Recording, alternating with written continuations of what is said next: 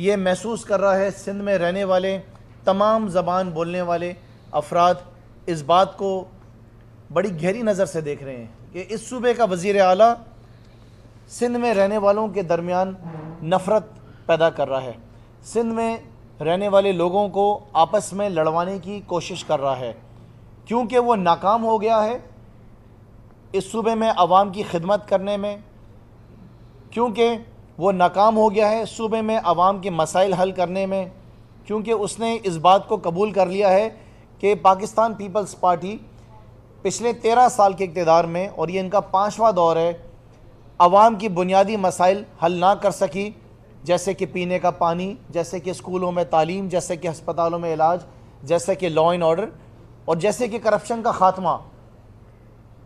ان تمام معاملات میں ناکام ہونے کے بعد، کیونکہ انہوں نے سوچا کہ ماحول اس وقت الیکشن کا آیا ہوا ہے اور کہیں ارلی الیکشنز نہ کال ہو جائیں، کہیں بلدیاتی الیکشنز جلدی نہ آ جائیں، تو ہم کوئی ایسا کارڈ کھیلیں، کوئی ایسا کام کریں جس کے ذریعے ہم آپس میں لوگوں کو لڑوائیں، ہم نفرتیں پیدا کریں اور ہم ووٹ حاصل کریں۔ میں پاکستان پیپلز پارٹی کی قیادت کو یہ کہنا چاہتا ہوں کہ وہ وقت گزر گیا کہ جب آپ نفرتیں پیدا کر کے اور اپنا سندھ کارڈ کھیل کر آپ ووٹ حاصل کر سکیں۔ یہ دور موبائل کا دور ہے، یہ وہ دور ہے جس دور میں اس موبائل فون کے ذریعے ناظم جھوکیوں کا قتل سامنے آیا، منظر عام پہ آیا۔ یہ وہ دور ہے جس دور کے اندر اس موبائل فون کے ذریعے غزالت سیال فہمیدہ سیال کا جو قتل ہوا کھلے عام، جس میں آپ کا ایم پی اے سامنے نظر آیا، اس موبائل فون نے اس کو دکھایا۔ اس کے ساتھ ساتھ صحافی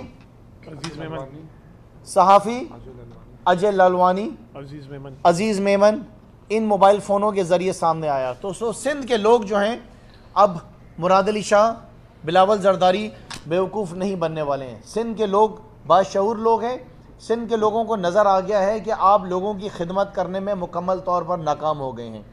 سوال یہ ہے کہ یہ سلسلہ سارا شروع کہاں سے ہوا؟ سوال یہ ہے کہ ہم آج کیوں تڑپ رہے ہیں، آج ہم کیوں پریشان ہیں، آج کن وجوہات کے بنا پہ ہم آج یہاں پر بیٹھ کے قراردادیں پیش کر رہے ہیں۔ اس کی وجہ صرف ایک یہ ہے، وہ وجہ ہے کہ ہم سندھ کے حقوق کے لیے لڑ رہے ہیں۔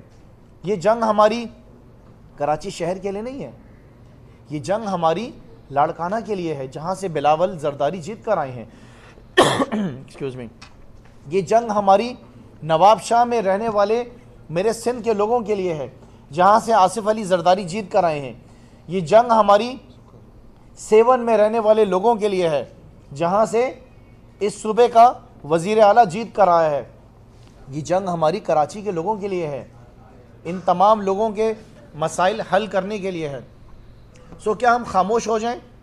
ہم اس صوبے کے وزیر اعلیٰ کی دھمکیوں کے خوف میں آگے بیٹھ جائیں؟ سو ہمیں مجبور کیا جا رہا ہے کہ ہم ایسی تحریکیں چلائیں، ہمیں مجبور کیا جا رہا ہے کہ ہم لوگوں کو سڑکوں پہ بلائیں۔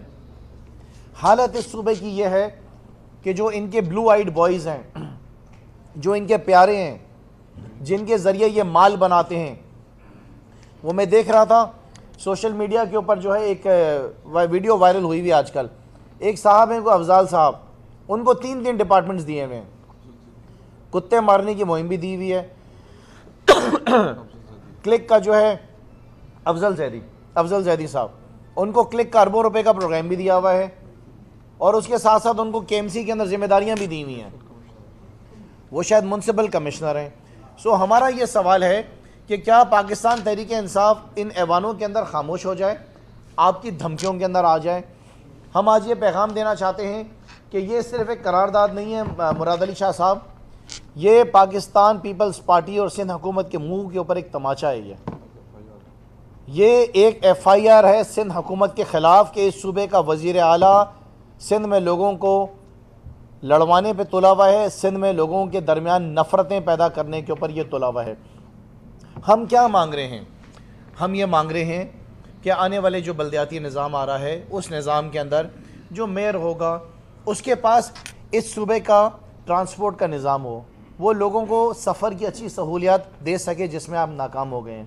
ہم چاہتے ہیں کہ اس صوبے کے اندر آنے والا جو میئر ہوگا اس کے پاس عوام کو پینے کا پانی فراہم کرنے کے لیے اختیارات ہوں، وہ صرف ایک بورڈ کا ممبر بن کے نہ بیٹھے جس میں اس کی کوئی ویلیو بھی نہ ہو اور اس کا ایک ووٹ سے اسے کچھ حاصل بھی نہ ہو۔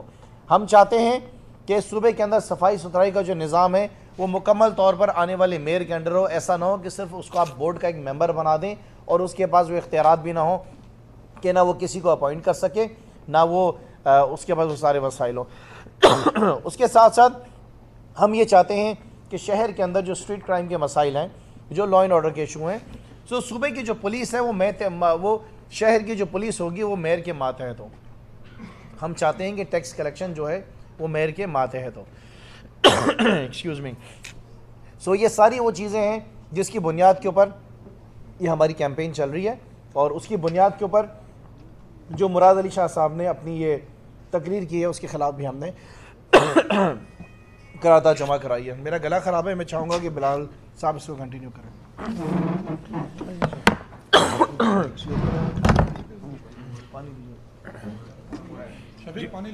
جی بسم اللہ الرحمن الرحیم۔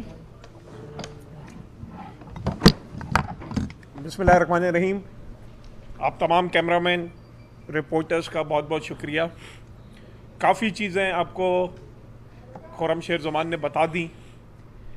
دیکھیں اس کا بیک گراؤنڈ یہ ہے کہ جس طریقے سے لوکل باڈیز کا ایکٹ پاس کیا گیا جس میں اپوزیشن کو بولنے کا موقع نہیں دیا گیا، یہ ایک بہت ہی تشویشناک عمل ہے، کیونکہ جب بھی کوئی لیجسلیشن ہوتی ہے، قانون سازی ہوتی ہے، تو